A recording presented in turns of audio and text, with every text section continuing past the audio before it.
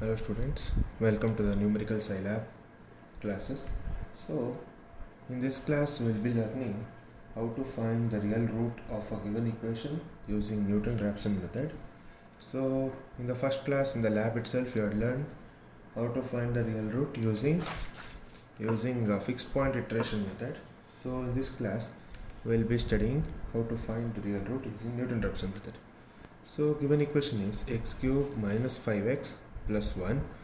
So equation ಕೊಟ್ಟಿರ್ತಾರೆ. So ಇವಾಗ ನಾವು ಪ್ರೋಗ್ರಾಮ್ ಬರೀಬೇಕು ರಿಯಲ್ ರೂಟ್ ಫೈಂಡ್ ಔಟ್ ಮಾಡೋಕ್ಕೆ. ಸೊ ಫಸ್ಟ್ ಬೇಸಿಕ್ಸ್ ಎಲ್ಲ ಡಿಕ್ಲೇರ್ ಮಾಡ್ಕೊಳ್ಳೋಣ. Function of 0, clear screen. So we'll define a function y which is equal to f of x, and we'll write what is y. Y is nothing but our given equation, x cube minus 5x plus 1. So y is equal to x cube minus 5 into x plus 1. We'll end this function here itself. Next we'll call another function. We'll call that function also y, but we'll name it as g of x. This g of x is nothing but the differentiation of f of x. You had learned this in your theory class itself. In the theory class we used to differentiate this. So it's the same thing we are doing here. So we'll be differentiating this and finding it. So x cube differentiation is 3x square, 5x differentiation is 5. So we'll end this function here. So we have declared two functions. One is f of x and the other one is g of x. F of x is the given function and g of x is the differentiation of the given function. So we'll call another function. We'll call it as x1. We'll call it as n wrap of x0 comma n. So we'll know first what is x0 and what is n. x0 is nothing but the approximate root. We used to find or fix some root for this. So that root is nothing but x assumption. We used to assume a root. Okay. So the assumed root is nothing but x0, and n is number of iterations. So in the fixed point iteration also you had learned iterations. In the Newton Raphson also in the theory class you had learned the iterations. So it used to go for number of iterations until the number converges. We were doing the iteration. So after that you will print mprintf is equal to mprintf iteration slash t is nothing but it gives space x comma slash n double quotes close, so semicolon. This means it will just print the statement iteration, it will give some space and it will just print x. So mprintf does this work. Next this will go into the for loop for I is equal to 1 to n. We don't know how many iterations, so that iterations will be declared at the end. So this is nothing but function call anta heltivi. We are calling again this function here, so we are declaring at the last. So n is nothing but number of iterations. We are giving here 10 iterations. So for this program will run for I is equal to 1 to 10. So I is equal to 1 to 10 bandaga x1 is equal to x0 minus f of x0 by g of x0. So initial value ಅಂದರೆ assumed value ಇರುತ್ತಲ್ಲ, assumed value will be 0.5. ಹೇಗೆ ಅಂತ ನೀವು manual ಆಗಿ calculate ಮಾಡಬೇಕು. So manual ಆಗಿ ಹೆಂಗೆ calculate ಮಾಡ್ತೀರಾ, ನಾವು ಇದನ್ನು ಮಾಡಿದ್ದೀವಲ್ಲ ಫಿಕ್ಸ್ಡ್ ಪಾಯಿಂಟ್ ನ್ಯೂಟನ್ ರಾಪ್ಸನ್ ಮೆಥಡಲ್ಲಿ ಒಂದು ಪಾಸಿಟಿವ್ ಒಂದು ನೆಗೆಟಿವ್ ಬಂದು ಅದನ್ನು ಸಾಲ್ವ್ ಮಾಡೋದು.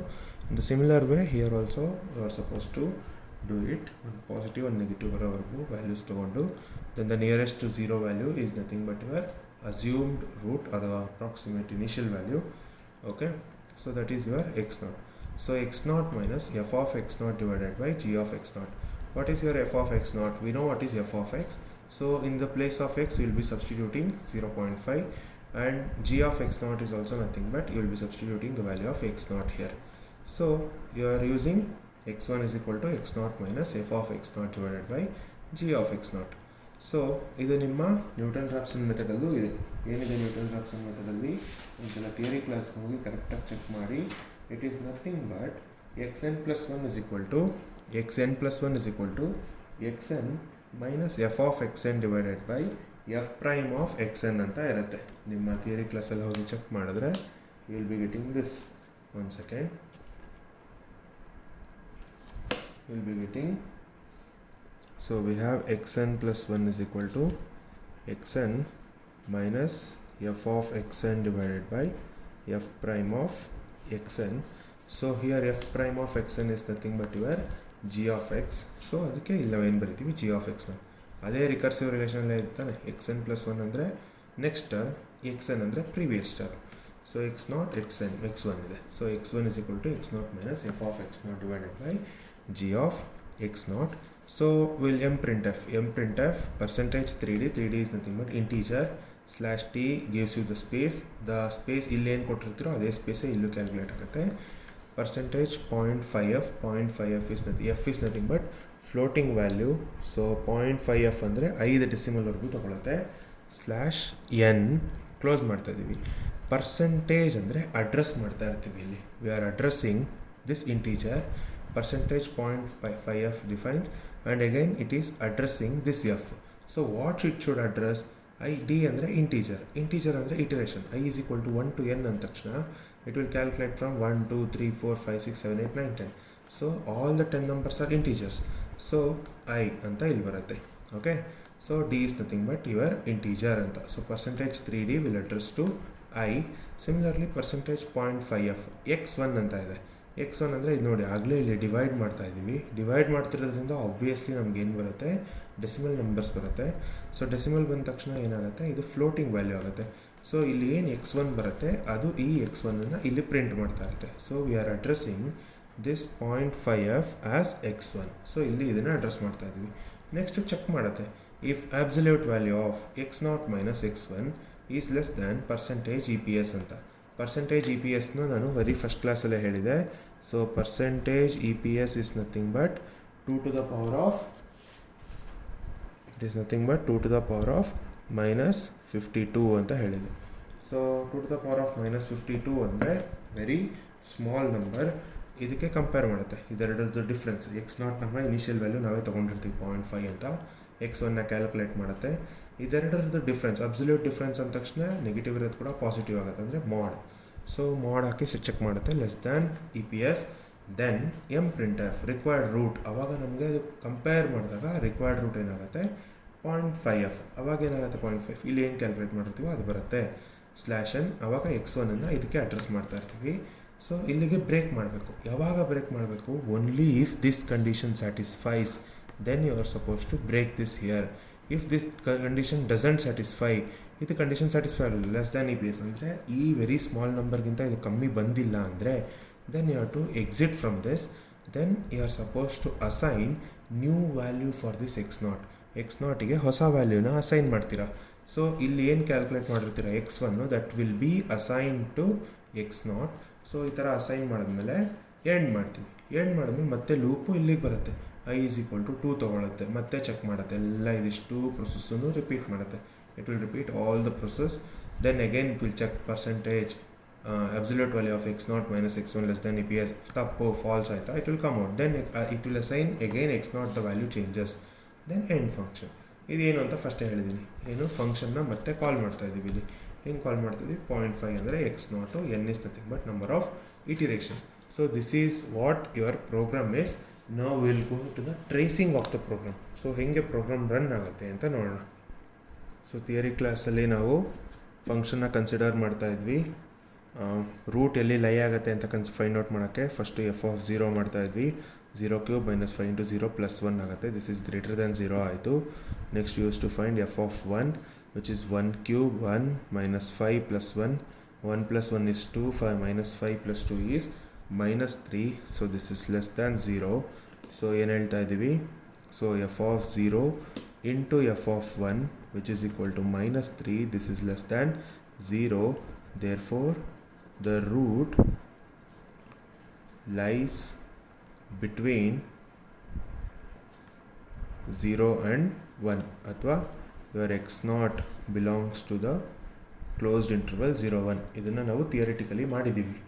ಸೊ ಇದನ್ನು ಇಲ್ಲಿ ನಾವು ಏನು ಫೈಂಡ್ ಔಟ್ ಮಾಡಬೇಕು, ನಿಯರೆಸ್ಟ್ ಟು 0 ನಂಬರ್ ಕಂಡುಹಿಡಬೇಕು. But 0 itself is the number here. You can take 0 ತೊಗೊಂಡ್ರೆ ಎಲ್ಲ 0 ಆಗ್ತಾ ಹೋಗುತ್ತೆ.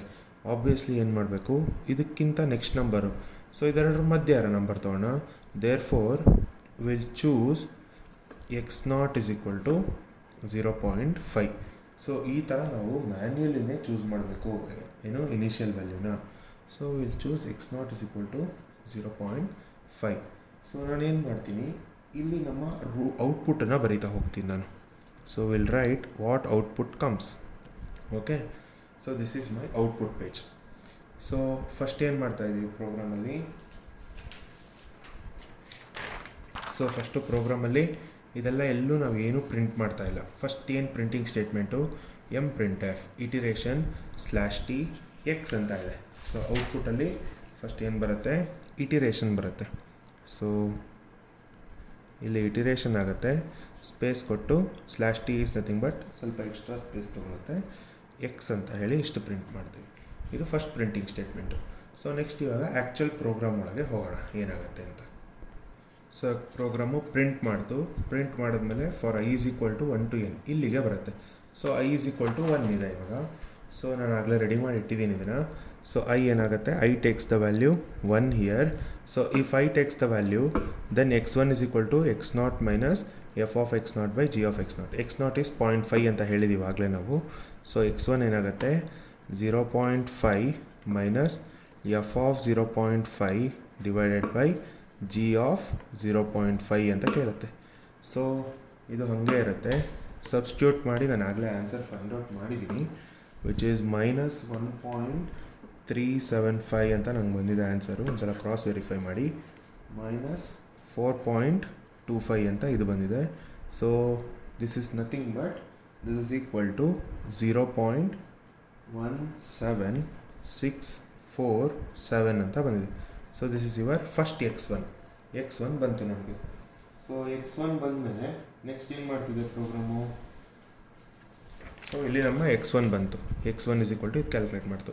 ಆ ತಕ್ಷಣ ಏನು ಹೇಳ್ತಿದೆ, ಪ್ರಿಂಟ್ ಮಾಡು ಏನು M print F %3d /t %.5f /n i ಅಂತಂದರೆ ಇದು i ಏನಿದೆ ನಮಗೆ, i is nothing but 1 here 1 ಅಂತ ತೊಗೊಂಡಿದ್ದೀವಿ ಐನ. x1 ಈಸ್ ಫಸ್ಟ್ ವ್ಯಾಲ್ಯೂ ನಮ್ಗೆ ಏನು ಬಂದಿದೆ ಅದು. ಸೊ ಅದನ್ನು ಇವಾಗ ನಾವು ಇಲ್ಲಿ ಪ್ರಿಂಟ್ ಮಾಡೋಣ.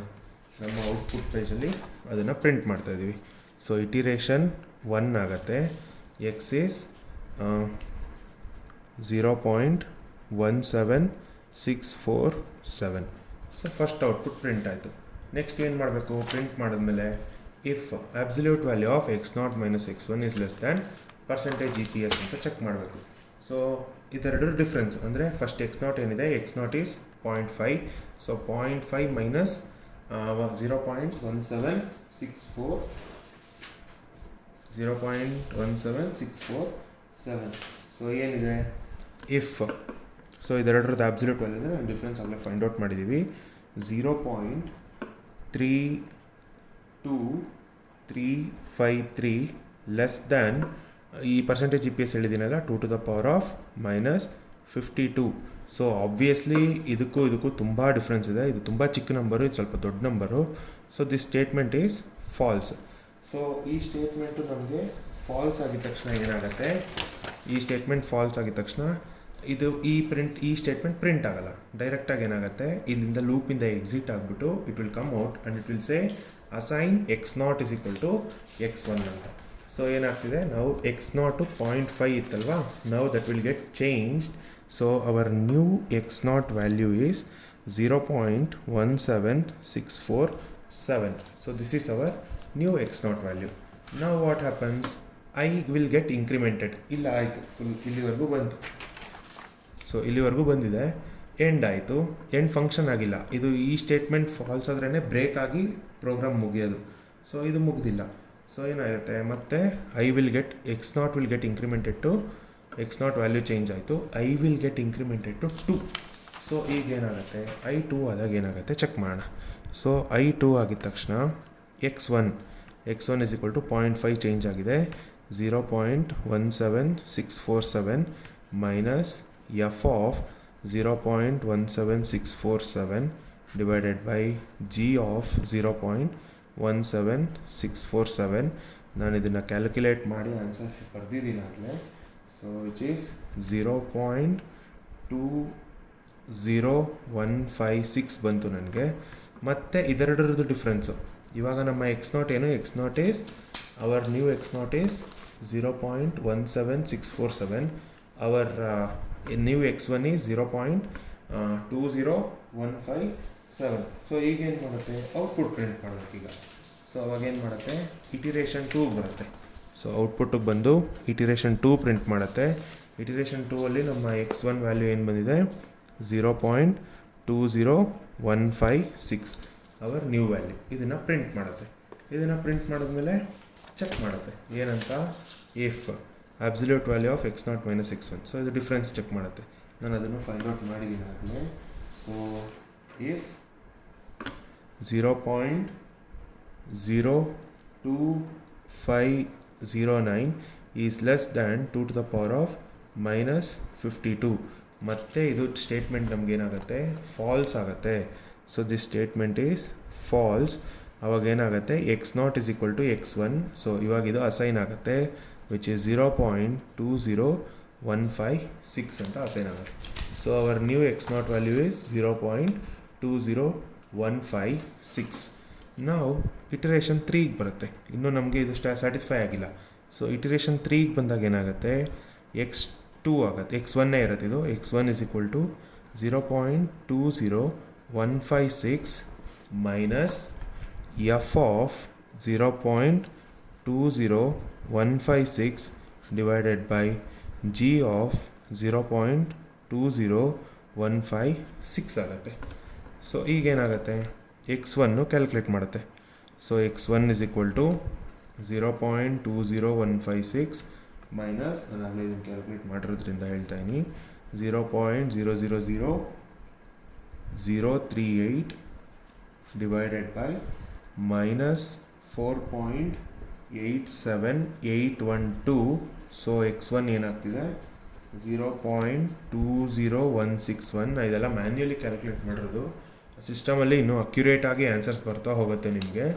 ಸೊ ಈಗ ಏನು ಮಾಡುತ್ತೆ, x3ನ ಪ್ರಿಂಟ್ ಮಾಡುತ್ತೆ. ಅಂದರೆ ಇವಾಗ ಇದಾದ ತಕ್ಷಣ ಪ್ರಿಂಟಿಂಗ್ ಸ್ಟೇಟ್ಮೆಂಟ್ ಇರೋದ್ರಿಂದ ಏನು ಮಾಡುತ್ತೆ, ಇಟಿರೇಷನ್ 3ಗೆ ಬರುತ್ತೆ. ಸೊ ಇಲ್ಲಿ 0.20161 ಪ್ರಿಂಟ್ ಮಾಡುತ್ತೆ. ಪ್ರಿಂಟ್ ಮಾಡಿದ್ಮೇಲೆ ಏನು ಮಾಡುತ್ತೆ, ಅಬ್ಸಲ್ಯೂಟ್ ವ್ಯಾಲ್ಯೂ ಇದನ್ನು ಚೆಕ್ ಮಾಡುತ್ತೆ.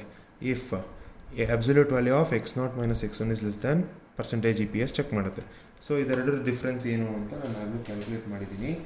So if 0.000005 is less than 2 to the power of minus 52.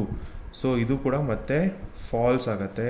So x0 ಏನಾಯಿತು, x0 is our new value which is 0.20161.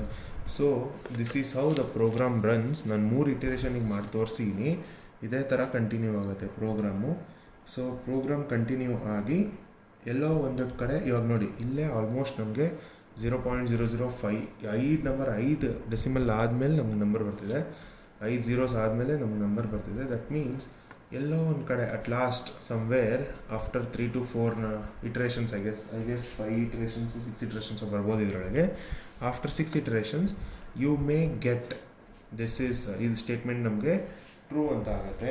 So ಆ ಥರ ಟ್ರೂ ಅಂತ ಆದಾಗ ಏನಾಗುತ್ತೆ, ಆವಾಗ ಈ ಸ್ಟೇಟ್ಮೆಂಟ್ ಎಕ್ಸಿಕ್ಯೂಟ್ ಆಗುತ್ತೆ. This statement will get executed.